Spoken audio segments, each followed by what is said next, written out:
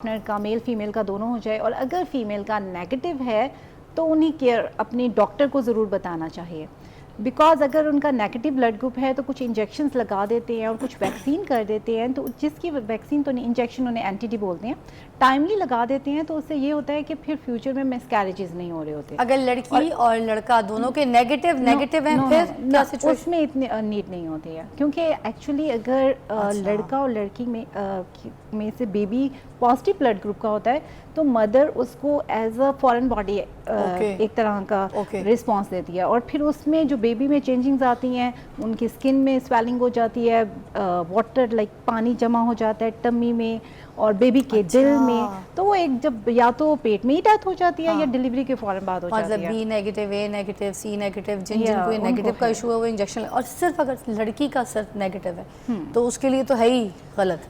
You mean to से this right? गलत नहीं है, बस पता होना जरूरी है। इंजेक्शन लगाना फिर बहुत जरूरी है। इंजेक्शन लगाना जरूरी है, फर्स्ट नहीं सेकंड थर्ड में तो जरूर। मेरे पास ऐसे पेशेंट आते हैं 3-3 4-4 बेबीज की डेथ हो चुकी होती है और उसमें फिर हम लोग कुछ कर नहीं सकते हैं। इसी तरीके से सेकंड हमारे हेपेटाइटिस बी, सी, HIV अगर किसी को है दोनों में से, तो ये होता है कि पार्टनर को भी ट्रांसफर हो सकता है और बेबी में भी। और फिर इसलिए अगर उनका अभी ट्रीटमेंट अवेलेबल है वो करवाना चाहिए ताकि वो ट्रांस बेबी में ना हो सके।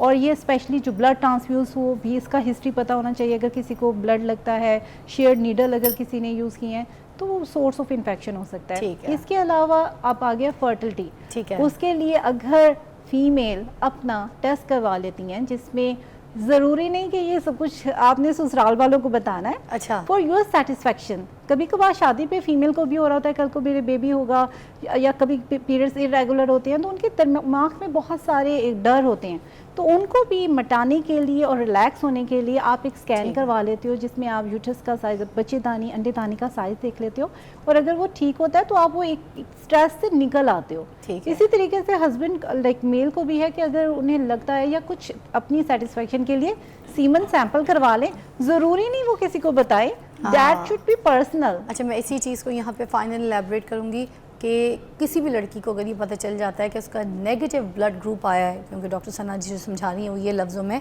कि अगर पता चल गया कि आपका नेगेटिव है, चाहे C में, चाहे A में, B में, C तो होता ही नहीं, A, B एंड ऑल, अगर इसमें O नेगेटिव अगर आपका आ गया है तो आपने इंजेक्शंस लगवाने हैं। उसमें शर्माना नहीं है, घबराना नहीं है, आपने टेंशन नहीं लेनी। अपने पेरेंट्स को भी डिस्कस करना है कि भाई मुझे ये अपना सारा ट्रीटमेंट करवाना है, सब कुछ करना है, क्योंकि अब अगर शर्म करेंगे तो फिर वही बात कि आप डिप्रेशन में चले जाएंगे और बाद में जो शादी के बाद जो कॉन्सिक्वेंसेस और मसले होंगे वो उससे ऊपर। एक कॉल लेते हैं फिर शामिल करते हैं प्रोग्राम में। जी अस्सलाम वालेकुम। जी वालेकुम अस्सलाम। जी रफ़ीक भाई क्या कहेंगे? जी मैं रफ़ीक बात कर रहा हूँ लाहौर से। जी रफ़ीक भाई क्या कहेंगे?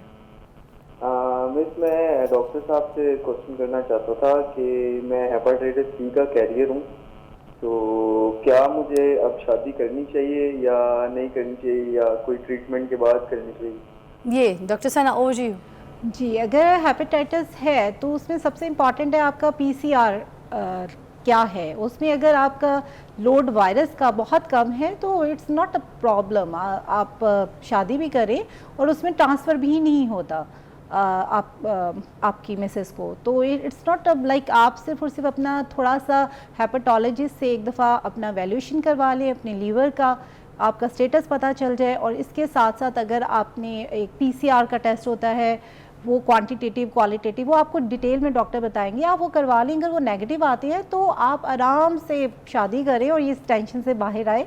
जस्ट आपने एक हेपेटोलॉजिस्ट को चेक करवाना है।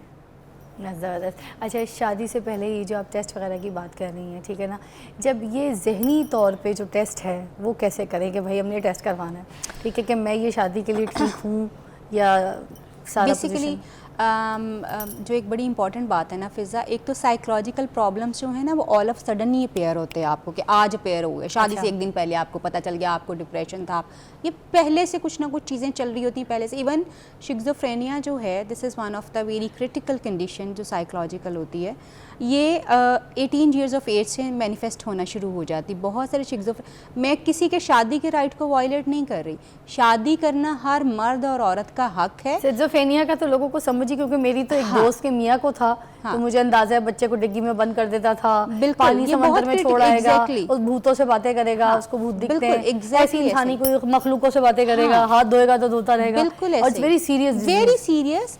लेकिन ये आपको पता हो तो आपके लिए मैनेज करना आसान हो जाता है। आपका स्ट्रेस, आप देखें, एक आप अननोइंगली चीज़ों के साथ टक्करें मार रहे हैं, ये क्या है समझ ही नहीं आ रही, हर रोज़ लड़ाइयाँ हो रही हैं, आप कंफ्यूज हैं, आप कभी रुस के अपने अम्मा अब्बा के घर जा रहे हैं, कभी अपने ससुराल से लड़ाइयाँ कर रहे हैं और आपको पता ही नहीं है एक्चुअली है क्या। लेकिन जब आपको पता होता है कि yes this is what it is actually, ये वो चीज़ है जिसका इलाज हो सकता है या नहीं इलाज हो सकता, तो आपके लिए अपने लिए फ़ैसला करना और अपने शोहर के लिए फ़ैसला करना या बीवी के लिए फ़ैसला करना बहुत आसान हो जाता है। लेट मी टेल यू कि बहुत सारे ऐसे केसेस मेरे पास आते हैं जिनको बाइपोलर होता है। बाइपोलर का मतलब ये है कि आपका मूड जो है वो स्टेबल नहीं रहता, यानी आपका मिजाज स्टेबल नहीं रहता, कभी आप बहुत खुश हैं और कभी आप बहुत उदास। बाइपोलर भी बड़ी इंपॉर्टेंट चीज़ है जिसको आपके साथ एलैबोरेट करवाना है मैंने बहुत, मगर पीछे मैं वापस आऊंगी क्योंकि वो बड़ा इंपॉर्टेंट आपने डिस्कस किया था सिज़ोफ्रेनिया, उसके बारे में मैं ये बताना चाहूंगी। बहुत से लोग बताते नहीं है, शादियां करा देते हैं, हो जाते हैं वो, क्योंकि स्टेजेस हैं सिज़ोफ्रेनिया के, मेरे ख्याल से first, second, third, fourth is the last, जिसमें बंदा बिल्कुल पागलखाने में भर्ती हो जाता है, ये वाला सीन है। बिल्कुल ऐसा है। तो जो फर्स्ट स्टेज में पेरेंट्स क्या करते हैं, कहते हैं कि शादी करा दो ठीक हो जाएगा, लड़की संभाल लेगी, मगर बाद में उसके स्टेजेस बढ़ते जाते हैं। बिल्कुल ऐसे हर बीमारी, तो प्लीज उन लोगों को बताएं कि ना कराएं ना शादी। Psychological problem, schizophrenia, bipolar, depression, जो भी साइकोलॉजिकल प्रॉब्लम है वो टाइम के साथ अगर आप उसको ट्रीट नहीं करते तो वो बढ़ता है। अच्छा, अगर आप उसको मैनेज नहीं करते। ठीक है। अच्छा, अब अगर आप, एक तो शादी जो है, जैसे मैंने पहले कहा कि शादी ना करना और करना, this is an individuals human right, ये ह्यूमन राइट है, हम इसको मना नहीं कर सकते, मगर हाँ ये ह्यूमन राइट्स के खिलाफ है कि आप मुझे धोखे में रख के मुझसे शादी कर लें। मतलब आपको शिज़ोफ्रेनिया था, आपने मुझे बताया नहीं, this is again against human rights, ठीक है। तो आपको जो है ये बात मुझे बतानी है कि जी आपको क्या क्या चीज़ें जो हैं, क्या क्या मसाइल जो हैं वह हैं। एट द सेम टाइम, जैसे मैंने अभी आपको बताया कि I was having a client जो कि यूके, मेरे एक पूरी फैमिली जो है वहाँ से क्लाइंट था, 18 साल हो गए शादी को, और शादी अभी तक उसका रिश्ता अज़दवाज जो है वो इस्तवार नहीं हो सका। क्यों? क्योंकि बंदे को साइकोलॉजिकली यानी नफ्सियाती तौर पे जिनसी मसला था, नफ्सियाती तौर पे जिनसी मसला था। सो 18 साल वो आज भी, मुझे अभी थोड़े दिन पहले उनके साथ सेशन करते हुए वो औरत मुझे पूछ रही थी, डॉक्टर साहिबा कोई उम्मीद है तो काइंडली मुझे बता दें, मैं थोड़ा और इंतज़ार कर लेती हूँ। तो मुझे लगा कि मतलब ये हेल्पलेसनेस की एक ऐसी सिचुएशन है जहाँ पे आप अगले बंदे को कहें कि कोई उम्मीद की किरण है, तो मैं रुक जाती हूँ, क्योंकि दोबारा से ज़िंदगी शुरू करना इतना आसान है और 18 साल आप वेट कर चुके हुए हैं, रिश्ता इज़दवाज की इस्तवा। So it is really important कि जब आप शादी करना चाहते हैं, आप अपना साइकोलॉजिकल असेसमेंट अगर आपको लगता है ज़रूर करवाएं। बहुत सारे लोग ड्रग्स में होते हैं, ये मैं फैमिली को ख़ास तौर पे एडवाइस करने लगी कि वो जो रेड फ्लैग्स हमें नज़र आते हैं, चाहे आप लव मैरिज कर रहे हैं चाहे आप अरेंज मैरिज कर रहे हैं, वो रेड फ्लैग्स जो नज़र आते हैं ना, कभी कभी एकदम से गुस्से में आ गया, कभी कभी एकदम से पीछे हट गया, कभी कभी जो है वो छोटी सी बात के ऊपर जो है बहुत रिएक्ट कर दिया। ड्रग्स हम बाद में डिस्कस करेंगे क्योंकि पूरा इसको मैंने एलैबोरेट करना है एक ब्रेक में, नॉट नाउ, ठीक है। अब क्योंकि मैं चाहती हूँ उसको बहुत डिटेल में डिस्कस किया जाए, क्योंकि बहुत यूथ जो है हमारी इस चक्कर में पड़ गई है, तो इसको हम पॉज देंगे। आपकी तरफ में आना चाहूँगी, ये मुझे बताइएगा कि अब जैसे कुछ लोग छुपा के शादी कर रहे हैं, जैसे आपको पता है हम इसी टॉपिक पे बात कर रहे थे, तो अब बताते नहीं है ख़ानदान वालों को एक दूसरे को, बच्चे की शादी अच्छी हो जाए, बच्ची अच्छे घर शादी करके चले जाए। अब ये जो कोई भी बीमारी है, चाहे गुर्दे में मैं पथरी है, कुछ भी है, छोटी मोटी हल्की मुल्की शुगर है, कुछ भी है, नहीं बताया, ब्याह दिया, इज दैट ओके? कॉल के बाद आप मुझे इसका जवाब दीजिएगा, ठीक है। अस्सलाम वालेकुम जी।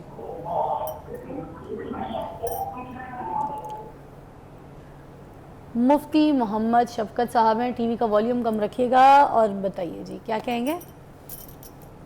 टीवी का वॉल्यूम पीछे से बंद कर दें प्लीज, पीसीआर में बता दिया करें जब कॉल अटेंड करें। आवाज़ थोड़ी आती है, मुझे डबल आती है जी, मुझे अपनी आवाज़ आ रही है, आप मुझे अपनी आवाज़ सुनाते रहे। नहीं आ रही भाई मुझे आवाज़, आप इस तरह,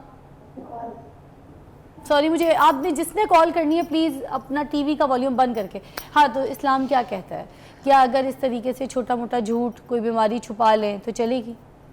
बहुत अच्छा, ये उमूमी तौर पे बहुत ज़्यादा देखा जाता है और बाद में फिर जो चीज़ें खुलती हैं। दो चीज़ें बता दूं आपको, एक तो ये कि हम करते हैं ख़ानदान में शादी, मफादात कुछ और होते हैं उससे वाबस्ता और छुपाते कुछ और हैं, लेकिन यूजुअली आपने देखा है जब ख़ानदान में मिलते जुलते हैं तो बहुत सी चीज़ें ओपन हो जाती हैं, छुपाना मुश्किल होता है। तो उस वक्त वहाँ के बड़ों को चाहिए सोच विचार करके, इसीलिए तो शामिल किया गया ना वली को, कि जो उसमें जो बड़ा है समझदार है वो देखे, जांचे, परखे दोनों के मफादात को। इस वक्त हमने एक इस्लामी ख़ानदान की बुनियाद रखनी है निकाह की सूरत में, तो वो बुनियादी तमाम अच्छा, न्यूज़ की ब्रेक है, जी, आपने जी। मुझे इसको किसी कहानी के साथ भी एलैबोरेट करना है। जी ज़रूर, ठीक है, बिल्कुल। चलें फिर इसको जोड़ेंगे मगर एक ब्रेक के बाद। आपकी कॉल शामिल करूंगी मगर प्लीज़ मेरी आवाज़ बंद करके टीवी का वॉल्यूम बंद करें, then you can call me.